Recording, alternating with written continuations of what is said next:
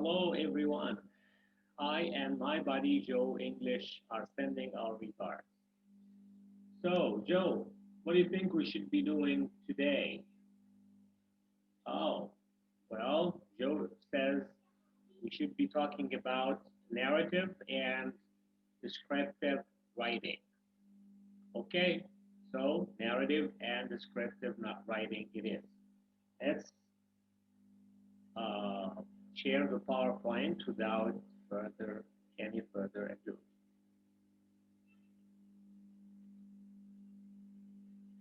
Okay, so today we would like to talk about narrative and descriptive writing. What is narrative writing? Narrative writing tells a story or part of a story, such as what we have in fiction or prose writing. Somebody telling a story. It could include a plot, a conflict, characters, setting, theme or main idea, point of view, sequence of events, transitions, and so on. So a narrative is when you tell a story or we tell some past events. How about the descriptive writing on the other hand?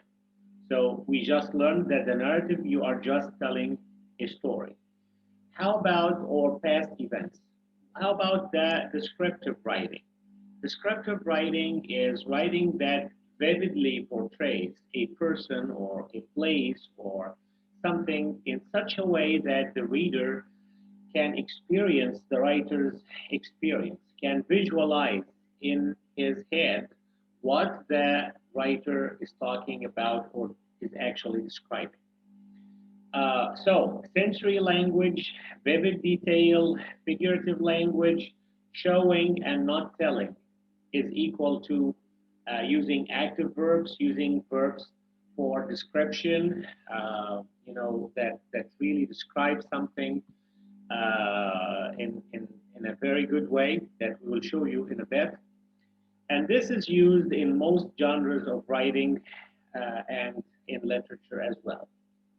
So, descriptive writing is used in most types of writing, including also the narrative. When you are telling some past events, you might as well want to describe to your reader how was this house that you visited years back, or how was the beach that you went to during your last summer vacation, and so on. So description is inevitable that you will describe at some point to your reader a person or a place that you visited and so on. So what is that sensory language we are talking about? Language that uses the five senses, that appeals to the sense of sight, your eyes, using sound that appears to your auditory sense, taste, smell, all right, touch. Example, the acid smell penetrated my nostrils as a I breathed deeply. The humidity after the rain clung to my skin as I walked to my crippled car. Such descriptions using things like penetrated my nostrils to show how strong the smell was and breathed deeply.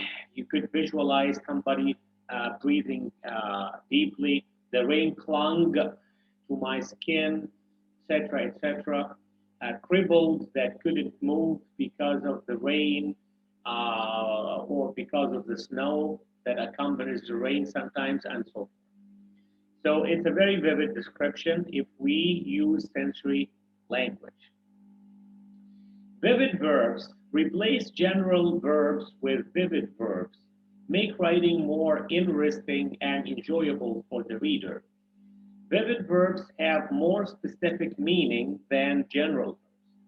I'll give you here some examples of general verbs and or general nouns or words and very vivid verbs or words that you can use in your descriptions.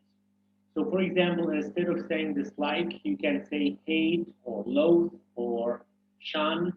Instead of saying eat, you can say devour. Instead of saying like, you say adore or cherish or fond of.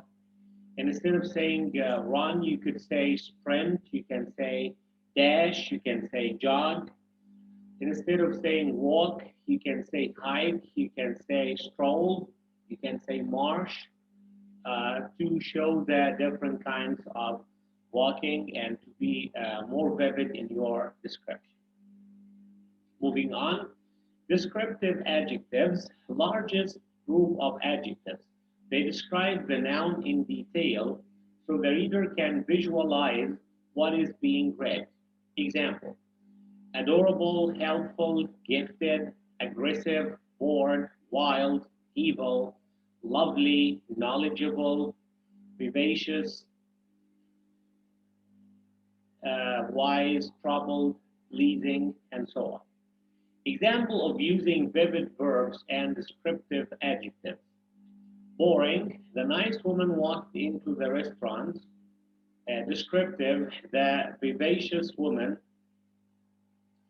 sauntered into the restaurant. So this would make the description much more lively instead of just saying the woman walked into the restaurant. Okay, what should we be doing at the beginning of our writing or at the beginning of our essay? We have what we say the introductory paragraph where we should use a hook. A hook is something that gets the reader interested, that grabs the reader's interest or attention, like such as a question, a good description of something, a statement that catches his attention or her attention, statistic, fact, etc. Connecting info from the hook to the main topic, background information, give the thesis statement with three clear points of development. Thesis statement is the main idea that you will develop in your essay. So let your reader know upfront from the beginning he is going to read about this topic, okay? And you can also tell your reader that you will discuss such and such facets of the topic, like two or three things related to the topic that will be developed in the course of your essay, for example. An example, I can still remember the beautiful breeze on my face, the smell of the salty air, and the sound of crashing waves on the shore. That day was so relaxing, most relaxing day of my life. I will never forget the feeling of relaxation that I felt when I went to Jamaica. It was like I had left my world of frustration and busyness. The beach is such a perfect place to relax for me because of its wonderful weather, the beautiful scenery, and its friendly people. So we start with a paragraph like this. You catch people's attention. You get them to, want to read the rest of your essay. Moving on from the introductory paragraph, you have the body paragraph. It has a clear topic sentence, supporting details, and concluding sentence with transitional words throughout the paragraph. Also, you must be sure that your paragraph connects clearly to your thesis statement. The weather in Jamaica is perfect relaxation weather.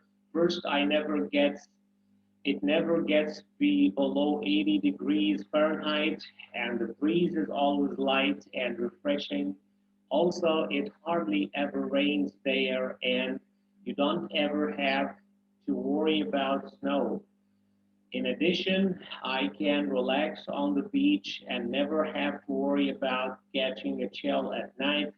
It is easy to see how the weather makes it so easy to relax on the beach in Jamaica.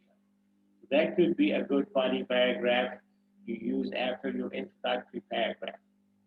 Moving on to the conclusion or concluding paragraph, It restates the thesis and summarizes the points of development, gives a suggestion, opinion, or prediction.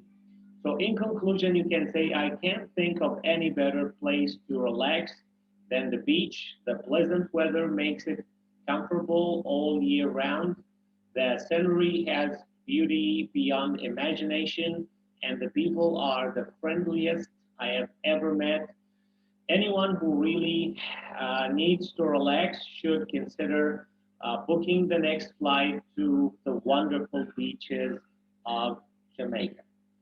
So try to connect the conclusion back to the thesis statement and back to the points that you put for development under your topic, which may be called subtopics or sub ideas related to your main topic, and so on.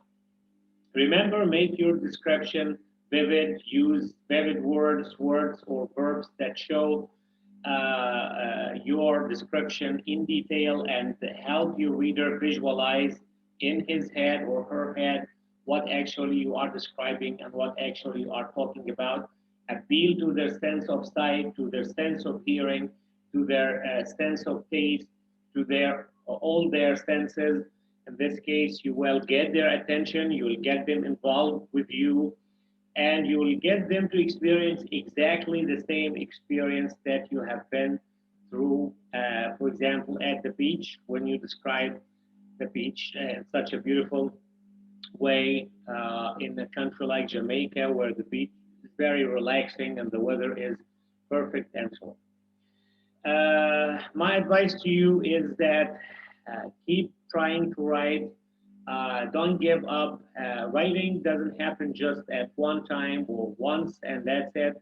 You need to write and revise and rewrite and try again. It's a process, so don't give up on your first attempt.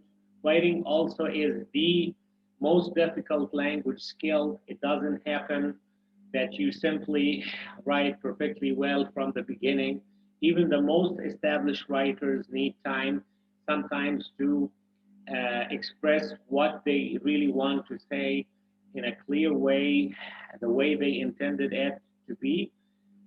So don't give up, keep writing, and the more you write, the better you will get at writing. And also read a lot, read things that you really like to read for pleasure, different fields that you feel interested in, because this way, this will be reflected in your writing. You will find more interesting ideas. You will be exposed to how other people manage their writing, and then you might be interested to, do, of course, in some part, something like the way they do, like use some of their style or try to simulate some of their the ways they, for example, told a story or described a place or something like that. Okay, thank you very much. I'll see you in the next one.